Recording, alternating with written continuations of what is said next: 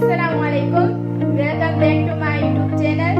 मैं हूं इरम तबस्सुम। कैसे हैं आप सब? उम्मीद है ठीक होंगे। हमेशा मैं अपनी प्यारी बहनों के लिए बहुत ही खूबसूरत और बहुत ही प्यारी शर्ट्स लाती हूँ जिनमें बहुत ही यूनिक और न्यू डिज़ाइन होती हैं। आज मैं आप लोगों के साथ शेयर करूँगी, हमें एक ऑर्डर मिला था जो कि 2 बच्चों की फ्रॉक थे और 1 बच्चे की शर्ट थी। माशाल्लाह बहुत ही खूबसूरत और बहुत ही प्यारी शर्ट है। आप देख सकते हैं कितनी सिंपल है, हमने जस्ट नेक पे काम किया है।